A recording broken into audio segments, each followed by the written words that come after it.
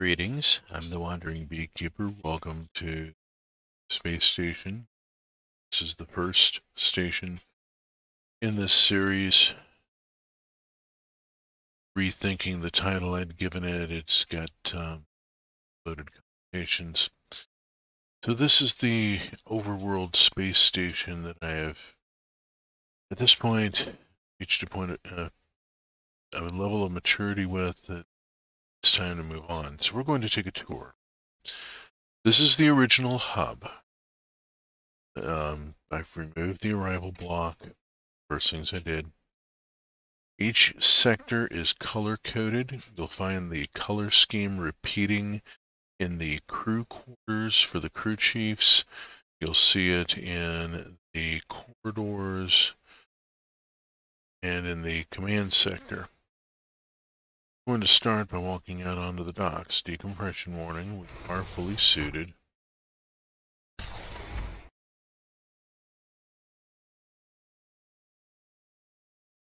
One of the first things I did with this particular station was to build the docks and move the rockets away from the station. It's an incident with the overhang on the command tower on a previous build. It so well. So from here we can see crew quarters marked with the docks and cargo physical facilities blue. Yellow is comms and operations. Comms and ops. Controls launches. Docks and cargo handles the physical facilities out here. Green for life sciences. You'll see red for engineering. That's the command tower up there. Cabling and out here we have all rockets, including a Tier 6 with a sublight engine. Out past it, there's a tank farm. This tank farm supplies fuel. Engine loaders. See, I need to refill the tanks. It's pumped dry, not terribly surprising. There's a lot of piping that had to be. So, we'll zoom back in here. Let's pause for a moment. Here's the back of the suit that I'm wearing, by the way. This is the heavy Galaxy Space suit. I've equipped it with the electric jetpack, and I have a shield generator creating the rippling effect. From the front, it's, well, no less terrifying. Yeah. It's somewhat disturbing to watch when it moves. Let's start with life sciences. Hydroponics and life sciences. I love the Space 1999 retro vibe here. Hexagonal glass. It's Doctor Who. This is Sector 1. Sector 1 leads to domes 1 and 2. Oxygen production A and B. These were the first domes built. This is where we set up the collectors. There's trees, added a lot of extra leaf block in order to kind of boost oxygen production. A little bit distant, really, you know, we'll need to bring collectors down closer to the leaves. We learned. And Oxy 2, a jacaranda, and a flowering cherry, and a gin tree. Some halo of pipe and wire, now standard. Gives me the spacing I need to put in collectors, sealers, whatever. Takes a stack of 5 sealers to seal one of these domes.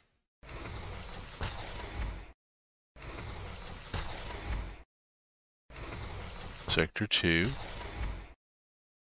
Sector 2, Dome 3, and Dome 4, food production A and B.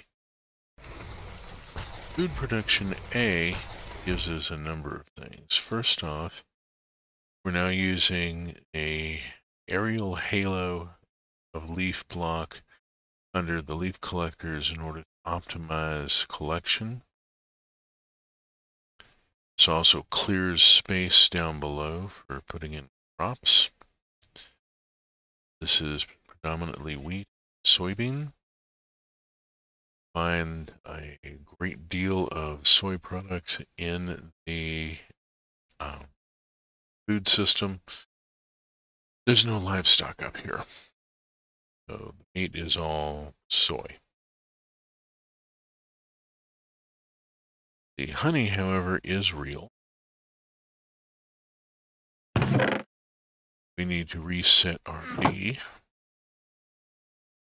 Now, got 11 honeycomb. At some point, we'll need to use the presser to extract the honey. Yes, there was a crafting terminal in there. That's really critically important. That's where all the harvest goes. That's the terminal that I use to get all this stuff into the system. Hi, pumpkin. Very angry at us over here. We have another hive. Let us get our set. I'm sure she's... Whoops, no. Not down yet.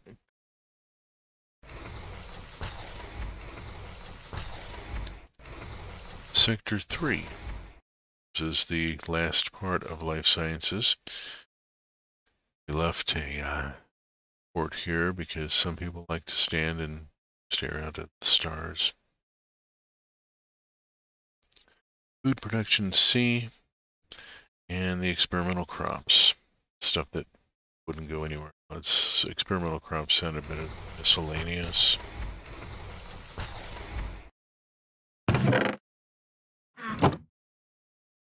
Here we have a little bit different layout. Zigzag with the water just to keep it interesting, visually stimulating. This just about finishes up all the Harvestcraft crops. I've got most of growing. And here again, the halo leaf block using flowering oak. This one. There's all the solar panels up there. We'll have a look at them closely later when we come outside, but yeah, waste not, want not. There is solar energy to be gathered. Let us capture it and bring it to the system. Yeah. Always a possibility of the reactor running out of fuel or something. I was able to get a cinnamon tree and a maple tree to grow. Big. Have not been able to get any of the other Harvestcraft trees to grow. I suspect it's a config file issue where they simply need to be enabled to grow in this dimension. Haven't sorted it yet. Haven't gone digging for it yet. The last few of the crops that weren't yet growing, and at least I've got a couple of things. And some space for whatever else turns up.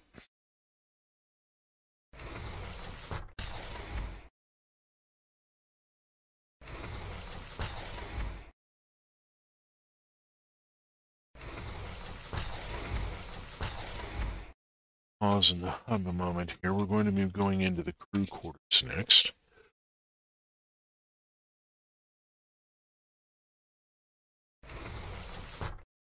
Through the airlock and into the crew quarters, Sector 01. This has the commons and the galley. Let's have a look at the galley first. I mean, everybody wants to go hit the kitchen. Yes, it is very pink. Those are actual cookies. You can actually take them out of the cookie jar, and your character can actually eat them. Toaster, microwave. Microwave actually will cook if you raw meat and then push the start button, it turns into cooked meat. The cabinets is not anything really in them, but you know, you're kind of expected to. The kitchen counters have drawers you can put stuff in. The blender doesn't do anything, it's just for show. Same with the sink. Oh, wait a minute, this one works. Yeah, forgot. I got this one working. It's got a hidden source block down below it, so it will fill. Dishwasher, which will repair your tools and shields. Here we have a crafting terminal. We'll come back and look at that in a second. Stove, which will actually do various things. Fridge and freezer, which have functionality. Up here is the grinder. Some imported beef here. Let's go on and collect this imported ground beef. We'll need it in a second. The bin. Put stuff in, and if you hit empty, that stuff is gone. Taken care of. Replicator technology. Let's take this ground beef and just drop it into the grid. And now I have that ground beef available here. A lot of auto crafting built into this. Curry powder currently. Let's see if I can. Yeah. There. Now I have 10 curry powder. So there's a lot of auto crafting in the system. We'll look at it more in depth when we go over to engineering. You can actually see the test kitchen over there and the engineering workspace. We should have made the engineering core 10 blocks long before I put spaces on. The galley got a little crowded as a result. Although it has everything it really needs. I mean, what do you think? And then we have the commons. Over to the commons. And this is sort of the common area. Various storage as a replicator terminal, same as in the kitchen. Find them on various points throughout the station. Took a little doing to get the subnetting done. We'll do that toward the end when we look at the underpinnings. Microwave and cabinet and so forth, the usual IKEA furniture. The washing machines will repair your spacesuits and armor, which is kind of cool. The stools are actually usable, so you can sit here and at the counter and look out at the ships waiting for departure. Pop off of it. Yeah, come on, there we go. Let's see, wrong direction. I get turned around. Station. Crew's quarters. Here we have the quarters of Thacker O'Malley, who is the crew chief for life sciences. Here's that green color coding that you see all through the station. To do with life sciences. We already saw it extensively. The lamp does in fact switch off. We'll have to pretend that the window can be opaqued so that the light coming in is blocked. TV doesn't actually do anything yet. Eventually I'll go through and program them all, get them pointed at animated GIFs but you know. You'll see the same design, same layout in all 4 of the crew quarters. So let's just look at this once in depth. The desk does have storage, so does the nightstand. Thacker keeps a recipe book in their nightstand. Replicator terminal. Hygiene area, the shower does actually work. The loo is just a whoopee cushion. If you sit on it, it'll make rude noises. This sink doesn't work because the sinks in Mr. Crayfish's mod don't hook up to actual plumbing. There's a water supply to this area of the station, but the sinks cannot tap into it. They can only tap a source block. So, yeah, got kind of left undone. Oxygen sealer, because, you know, each chamber has to have its own system. Okay, crew 02, Ureli Favish Engineering. Everything here being red. Big difference being in the nightstand that it's a tool drawer. So, yeah, the engineer keeps a drawer full of tools in the nightstand. Because you never know. I mean, you get woke up in the middle of the night, you have to run out and do a thing, you've got the tools right there, you can just grab what you need. Crew 3, Huckster's Fu, who's the crew chief for docks and ships. Huckster obviously has a sweet tooth. There's only one cookie left in the jar. And for some reason has a sublight engine, the nightstand. It's an interesting thing to find. It raises more questions than answers. Okay. And comms and ops person keeps food handy and has a dispensation to have a microwave because comms and ops gets woke up or on call.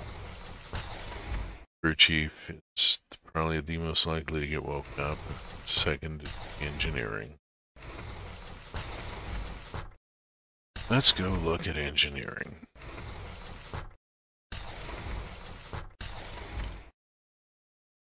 First, let's look at the test kitchen because this is kind of a marvel.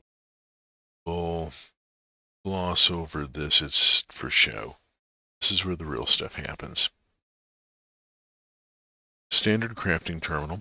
Let's say I want a sandwich. I want a chicken sandwich.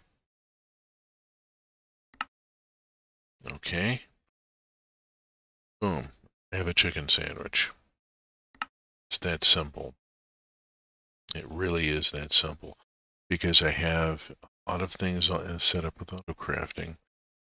This is a pattern terminal. This is where you teach the system to make the thing. So let's say I want to know how to make a ham and sweet pickle sandwich. Oh, we got a missing ingredient. What we're missing is going to be our cooked tofacon, and get tofacon. Yeah, that's going to be processed in heat, so that's going to have to be fixed. That's going to have to be just loaded in. Can't quite do anything with that. Grilled cheese sandwich, on the other hand. Cheese, Vegemite. Let's see if it lands. Yes, that lands. Now, if I hit this button, this becomes an auto-craftable item. Just like that. It's not actually a sandwich. That's an encoded pattern. Clear the work table. Come over to here to the molecular assembler interfaces. Take this encoded pattern, drop it in, and the system now knows how to make this sandwich. So I can go over here to the crafting terminal or to any crafting terminal on the station, and I can literally say, make me a sandwich. And it will make me a sandwich. That's a thing. That is a heck of a thing.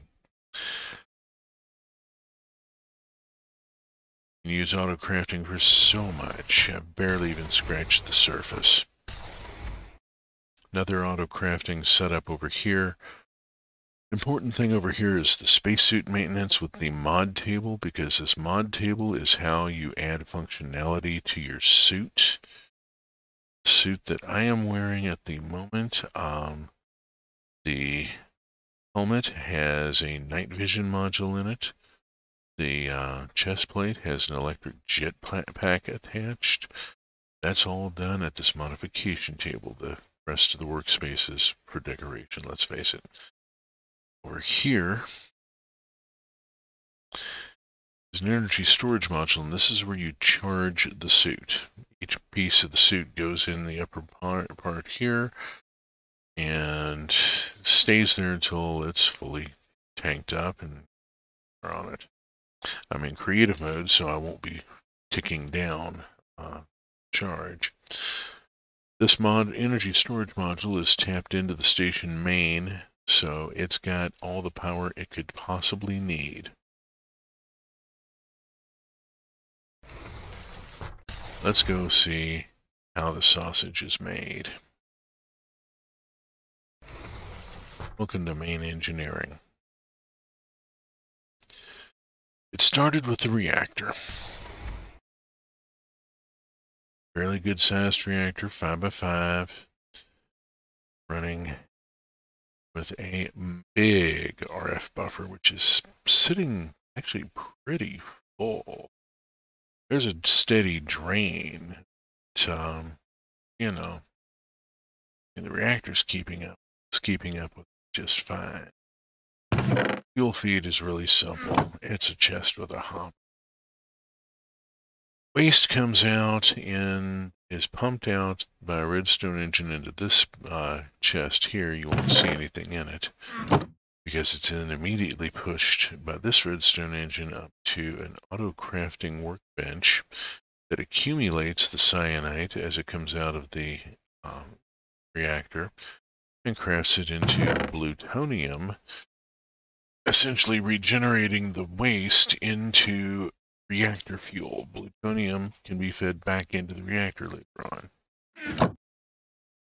So we're recycling our spent reactor fuel on site. We thankfully don't have to worry about radiation. Smod. This is the cheat that got the thing up and running. I am in creative mode. I have no qualms about it. The oxygen storage module has an infinite oxygen tank in it. So does that one. 2 infinite oxygen tanks is enough oxy pressure to get the initial chambers up and running and get the first oxydome up and running. You cannot plant trees until there is oxygen present. This is galaxy space, and it puts a constraint on that Galacticraft does not have. So yeah, when I get to the moon, I can't just start planting trees and then stick oxygen collectors around them and throw up a bubble from what it gathers. The saplings will die until I provide oxy. The pump here arrangement is for running water, which actually hasn't been terribly useful. This is the auto-crafting system. This is the sausage making behind the scenes. Down in there at the base, you just see it blinking colors. There's my ME controller. There's a high density cable going into each face of it, except for one side, which has a Fluix cable from the power system. Energy acceptor sits on top of a heavy aluminum sealable cable.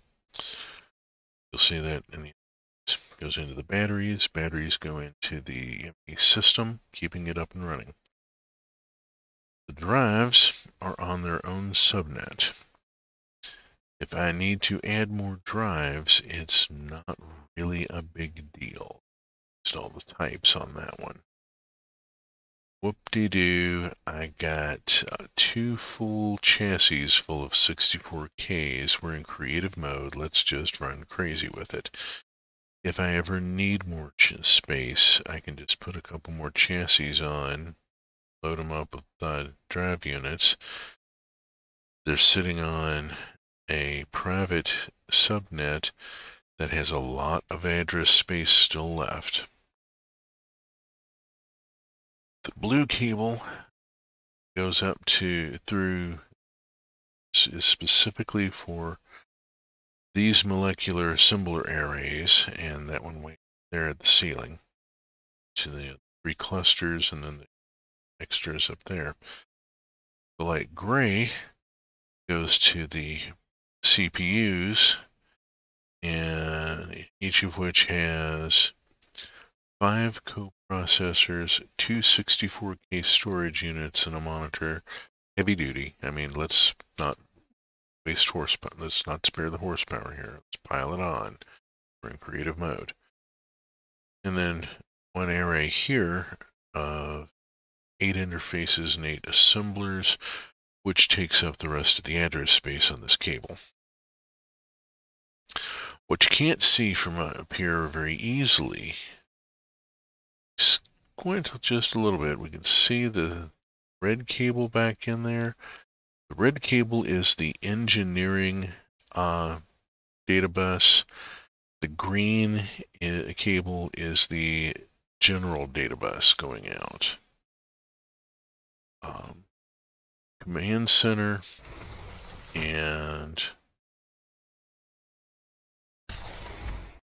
crew quarters run off the green bus, while engineering and life sciences run off the red bus. And colors got screwed up. Let's go see command. There's the big dishes in it. Here is the command sector. Command sector, each of these replicator terminals is live. You do not have to leave your duty station to go get food. This is not necessarily a good thing. But in a crisis, sometimes you need it. And see, who knows what you're going to need. So we put replicator stations by the crew chief's desks all the way around.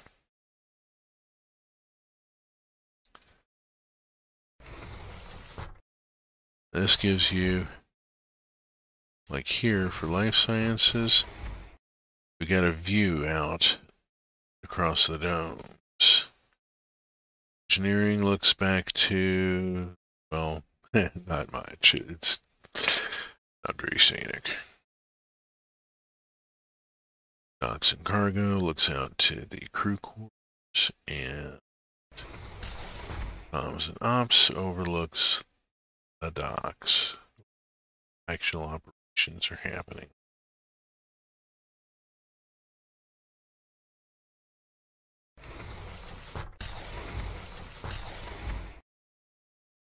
Let's go have a look at the sausage making here. Let's fly under the station. It's a bit of a spaghetti under here, I tell you. The tank farm alone, you got 3 sets of 3 pipelines. One for that wing, one for this wing, and one for that one. And getting them around each other is cool.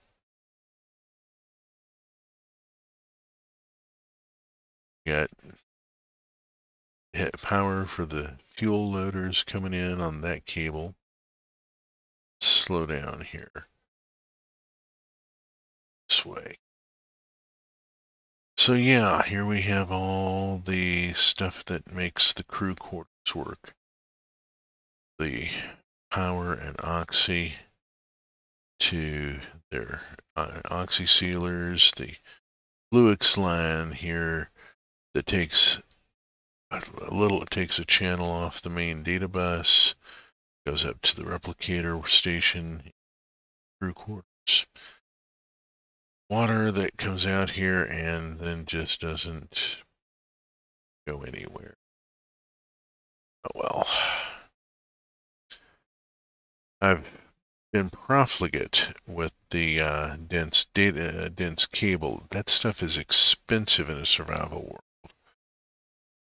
It would be much better to have P2P going with conversion stations every so often and using fluix cable rather than the dense cable most of this. But on the other hand, it does give me color coding, which I dearly love, as you can obviously see. Back here by engineering, it gets to be a bit of a snake pit, as the green main data bus and the red engineering bus intertwine, feeding the various parts, the spaces and so forth. And then there's this cheater cable. And the cheater cable jumps a few open gaps, which is a real no-no around here. That's putting tension on the cable in a bad way. It's it's irresponsible design, you know. Needs must. I really needed Dome 3 to have a terminal, and there weren't any channels left on the green bus by this point. As you can see, the original cable went here to the green bus, but I discovered that I was out of data channels by the time I'd gotten out this far. So had to do something, and rather than running it all around, I just ran it across. Screw it. It's not like I'm trying to win any awards for design here. I know my cable management is a bit of a nightmare. Oops. Wrong button.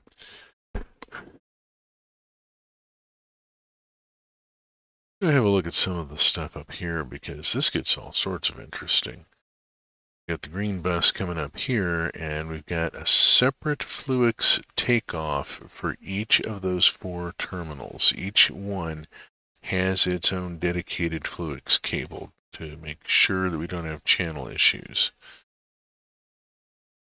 The solar systems feed into high-density energy storage clusters, which then feed down into the station main bus at various points. You'll see these energy storage clusters. There's another one out at the end of the chain, making sure that we have capacity to capture and store and forward. Be sure that you can store.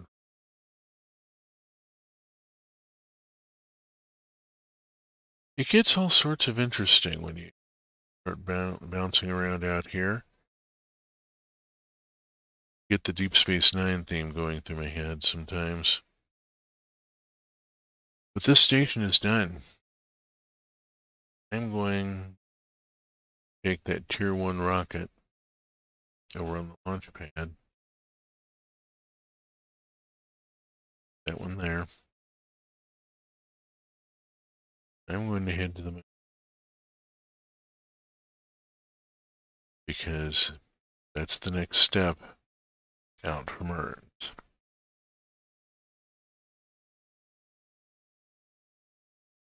We will see how far the series goes as I push on further outward.